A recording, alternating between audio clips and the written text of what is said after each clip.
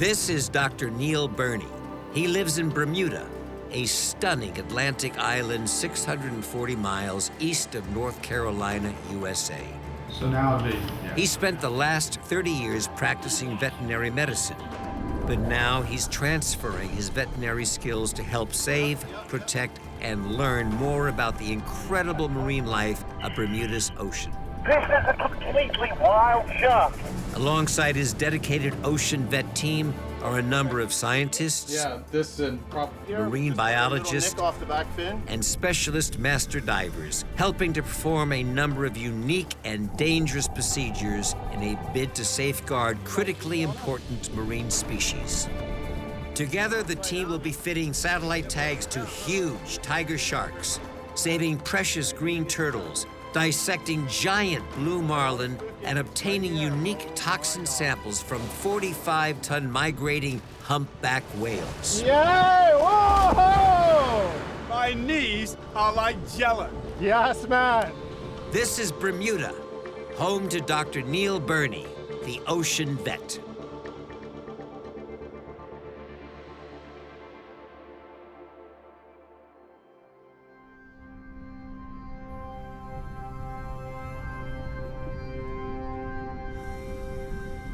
The Bermuda black grouper is one of the most famous grouper in the world. They are synonymous with Bermuda's pristine and crystal clear waters. These fish are vitally important to the ecology of Bermuda's marine ecosystem and as such have been monitored for several years. Yep, there's our fish, 58527. In this special episode, the Ocean Vet team will be working with the Department of Fisheries to monitor and protect Bermuda's critical black grouper spawning grounds. Good to go. Neil will also be visiting an old friend who lives at the Bermuda Aquarium So this is Darth Vader. and testing new and less invasive tagging methods to lower the impact of future tagging studies. We planted the tag in him, opened the door, and watched him swim away without a care in the world. It was a fantastic experience. Over several days at sea, the team will be put through their paces as they set out to ensure the protection of Bermuda's precious black grouper spawning grounds.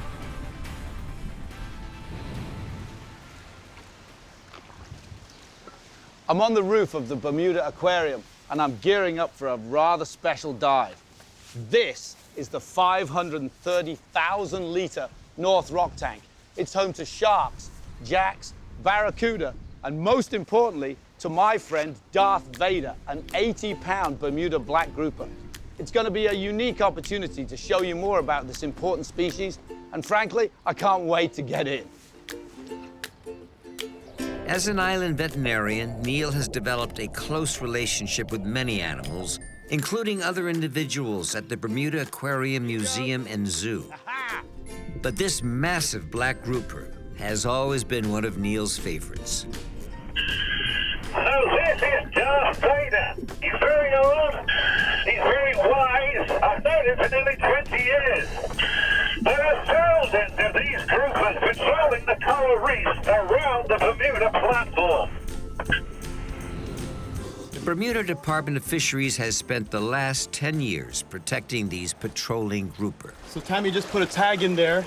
That's number 282. Tagged fish send their location to receivers positioned over the grouper's breeding sites. I'm just using... This enables the Department of Fisheries to map the exact spawning location and enforce a precise fishing ban where these fish breed. In spite of strict fishing regulations and seasonal protected areas, it appears that the numbers of these fish are in decline. The Department of Fisheries is desperate to obtain more information on the movement of these fish in order to strengthen the protection and increase the restricted areas. And that's what we're going to do. This year, the Department of Fisheries and the Ocean Vet team are working together to reassess the size of the southwest grouper spawning grounds. The team are now over the protected area and preparing for a rather deep dive. So we're here at the southwestern grouper grounds. This is one of Bermuda's protected areas. and I'm here with Dr. Tammy Trott, Senior Marine Resources Officer. So Tammy, what can we expect on this dive? Well, Neil, I'm expecting that you'll see lots of groupers down there. The dive is about 110, but the groupers will come up off the bottom, so you should be able to see them at about 80 feet. Excellent. Yeah. So that's a fairly technical dive. We're going to be a little careful. Drew and I are going to be watching out for each other, but this is going to be super cool. We're going to get you some great footage. So let's get ready, get in the water. Excellent. Okay, diver going in. Diver in the water. As always, Neil is supported by his trusted ocean vet team. Choi Ming is the series marine biologist. Dylan Ward and Oscar Doyce are assisting with all topside operations, and Andrew Kirkpatrick is the team's underwater videographer. Okay, so I'm heading down. The visibility is perfect, and I can just see the bottom. My depth gauge is reading 40 feet.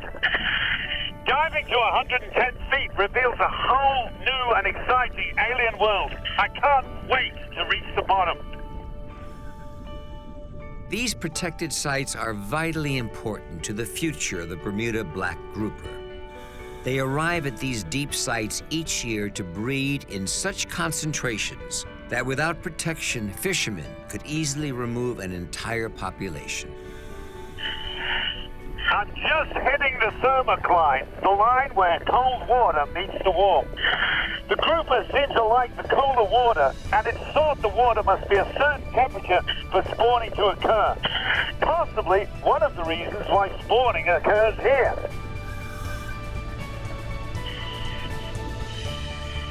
I'm at over 110 feet here in one of the most alien landscapes I've ever seen. This maze of coral provides the perfect shelter for these big fish, a truly magical location. On a yearly basis, these spawning sites change in size and sometimes shift location. The only way to provide complete protection while these fish spawn and to assess the breeding numbers is to annually tag more fish. It's tricky keeping up with these fish as they're being scared by the bubbles shooting out of the scuba gear. The larger fish are almost certainly male and the smaller ones female.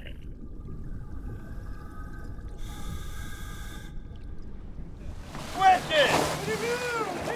Who knew who is right? So we have just had an opportunity to swim with several hundred black grouper. Phenomenal. Probably, I don't know, hundreds of them.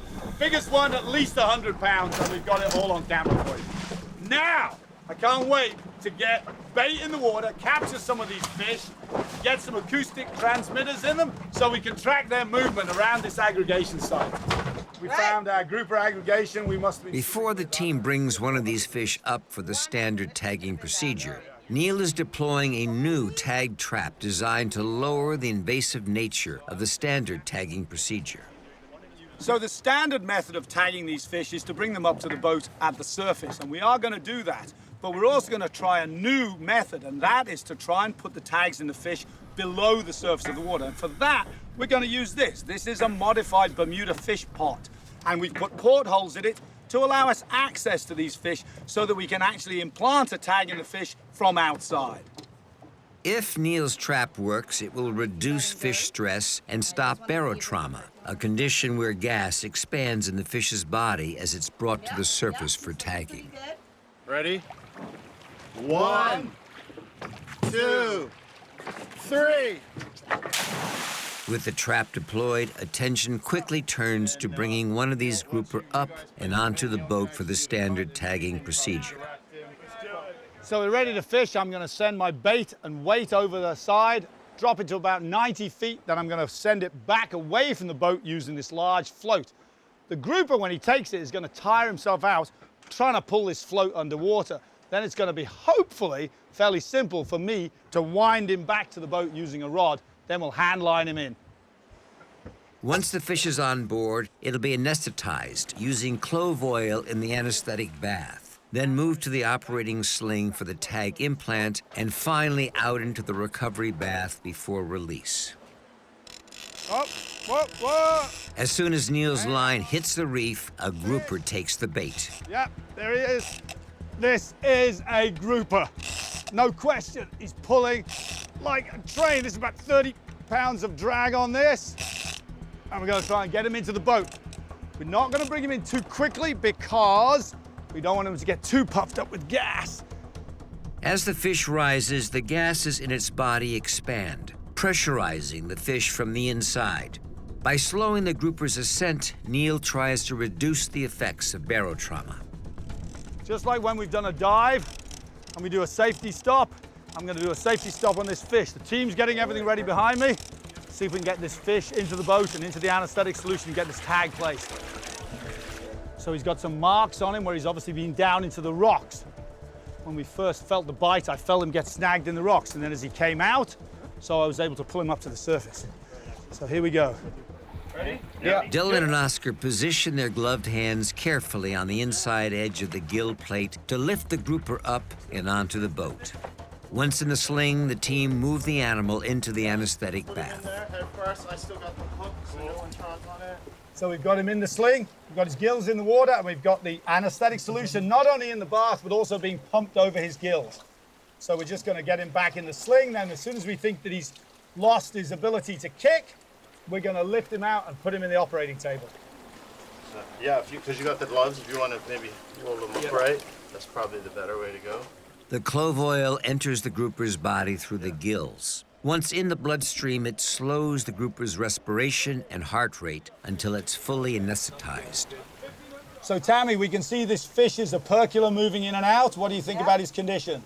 I think he looks pretty good, Neil. His color's still pretty good. So he is a little scraped up from the reef, but his color's really good. So and his operculum is coming in and out, so he's breathing fairly well. I think that's enough. Yeah, Right. So now I I think we've got him anesthetized enough. We're now going to lift him out, turn him upside down, put him in our sling. So I've prepped my surgery site with some iodine, just as I would when I was doing any operation in my operating theater at Ensmead. Now I'm going to take my surgical blade. This is a little stronger than my average scalpel blade because it's a tough fish. I'm going to make a cut in his abdomen just off the midline. Squeamish, look away.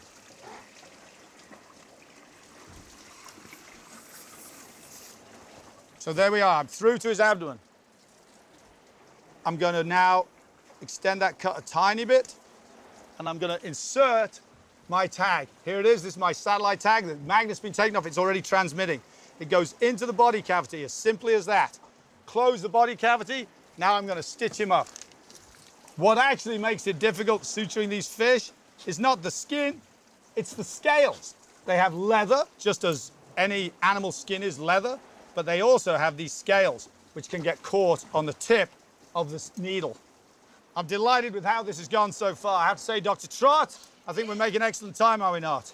Yes, you are. So Dr. Trott is also going to place a National Marine Fisheries tag in this fish, which will be an external identification, let us know this fish has been tagged before. Of course, the acoustic tag cannot be seen by anybody, and nobody is going to see this little suture line on this big grouper. The final stage of the process is to lower the grouper into the recovery bath. Fresh seawater flushes the clove oil from the animal and prepares it for release. So he's starting to use his pectoral fins much more. His respiration rate is coming up. He's waking up. We're just waiting for him to get a righting reflex, for him to try and bring himself into an upright position. It's a bit difficult because he is still gassed, remember? But once he's fighting a bit more, then we're going to take him to the back and let him go. Okay. Yeah, you got him. After that, I'll go a little. Choi has opted to use a small weight. The weight will pull the animal back down to the reef, allowing its gases to recompress. Tammy has also released some of its gases with a hypodermic needle. This is a common procedure and ensures the fish makes it back to its original catch depth. Whenever you guys are ready, I'll follow you because you're lifting. 3, 2, 1, go. Yeah, I'm just securing the weight. You guys have all the fish's weight. Despite the team's care, this fish has been through a very invasive procedure. But this procedure has protected this species from local extinction for several years. Right down. Just 3, make, 2, 1, down. yeah. As a veterinarian, Neil's primary concern is always the welfare of the animals he's working with. The team hope the new tag trap will vastly reduce the need for such invasive procedures in the future. Oh, so it looked like it went great. The release weight pulled him nicely down. What happened when we popped it off? Yeah, it was amazing. The release weight worked perfectly. It went down, popped off one time, no jerking or whatever, and then it swam off and then hid in a little reef for a little bit. I'm ecstatic. Great job. Well done, Joy. Well done, team. boys. Yeah. Well done, everybody. Nice one. Take the camera. Yeah, you got the cap? With one grouper successfully tagged, Neil's attention quickly turns to the new tagging trap the team deployed earlier. So the trap position is bad, trapped between these two coral spires. It hasn't caught any grouper, but it has caught the invasive lionfish. These fish were released by unsuspecting aquarists near Florida and have multiplied and traveled up the Gulf Stream to Bermuda. With a powerful sting and no natural predators, these small fish may not only render my trap ineffective, they may destroy the marine ecosystem that I hold so dear. Pacific lionfish have no natural predators in the Atlantic Ocean. They breed at an alarming rate and eat all the native baby fish. When you're ready, Andy. One of the most effective ways to remove them is to kill them. Although this may seem cruel, invasive lionfish are outbreeding, out-eating, and out-competing every other native fish in the Western Atlantic. If left unchecked, lionfish will locally destroy the entire marine ecosystem. This special container keeps me safe from those dangerous stinging spines. The venom can burn like fire, and the effects can last for several months. With the lionfish safely in the container, Neil and the team maneuver the trap into a better position for it to be left overnight. The following morning brings in unfavorable weather. So the sea state has got a little worse since we were last out, but we're just going to head down to our fish spot and see if there are any groupers inside. If there are, we're going to plant the tag into them while they're in the pot and then release them, avoiding the necessity of bringing them to the surface and causing that barotrauma. The team slowly makes their descent down towards the trap. This is the last opportunity they have to prove the new tagging system works.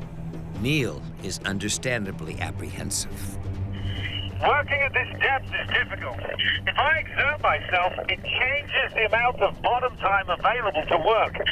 So it's a calm and slow descent through to 125 feet. The bad visibility and increased current makes it hard for the team to spot the trap. Eventually, Neil finds the sand hole and makes his final descent. I finally found the trap, and we have one very large black grouper inside it. He seems to be sitting in there nicely. This is perfect. This is exactly what Neil was hoping for. This fish doesn't need to be raised to the surface to be tagged. It won't suffer from barotrauma and will be far less stressed when it's released. I can use the dimensions of this trap to estimate the size of this fish. He's around 4 feet long and about 85 to 90 pounds. He's calm, he has no barotrauma. That's exactly what we wanted to achieve. It's time for the tag. Neil is using a tag designed to be tethered to the fish. Again, it's less invasive and only causes the fish a brief moment of discomfort. So a little jump there, but nothing unexpected. Time to open the trapdoor and release this fish. The success of this tagging trap may well set the benchmark for working with these fish in the future. Obtaining the same results but with a less invasive procedure is surely a good thing for these precious animals. So what we've achieved is the same procedure that we would normally complete topside. However, in this case, the fish has remained in its own environment. It has no barotrauma, very little stress, and didn't need any anesthesia. Although it's more dangerous for us, I'm extremely happy with today's outcome.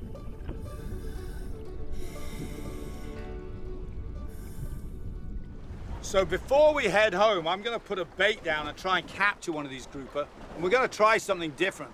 We're gonna bring him up to about 35, 40 feet down, below the depth at which that gas accumulation becomes a problem. And I'm gonna dive down and try and implant a tag in him while he's attached to the leader below the surface. Something new and different that we haven't tried before, but we hope it'll work. As soon as the line hits the reef, a grouper takes the bait. Neil immediately passes the rod to Oscar and jumps in, making his way down to meet the fish. All right, right now we've got maybe about a 60-pound grouper on the line. Dylan just told us he's at about maybe 40 feet. I'm gonna bring him up a little bit to about 30, a good depth, so that Neil can come down, put the tag in him.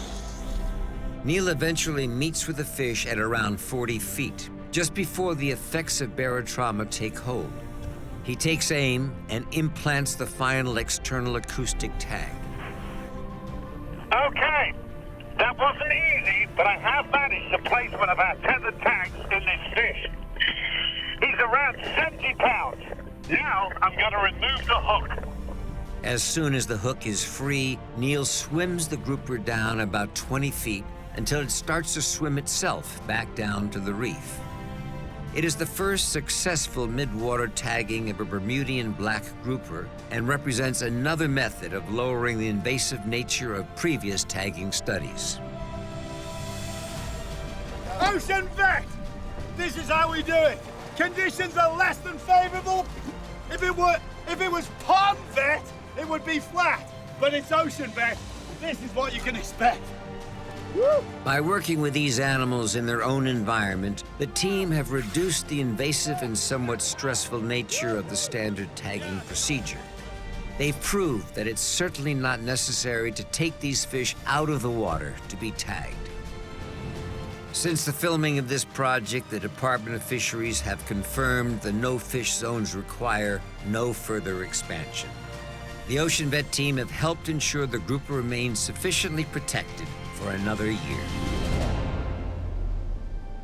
Next time on Ocean Vet, Neil and the team are on a mission to document the different species and the movements of Bermuda's inshore night sharks. Faced with dangerous night dives, heavy equipment, and new tracking technology, this project proves to be the team's most demanding yet. We've got a male tiger shark, juvenile male tiger shark. After several exhausting attempts, Neil and the team finally implant an acoustic tag into none other than a shallow water Bermuda tiger shark.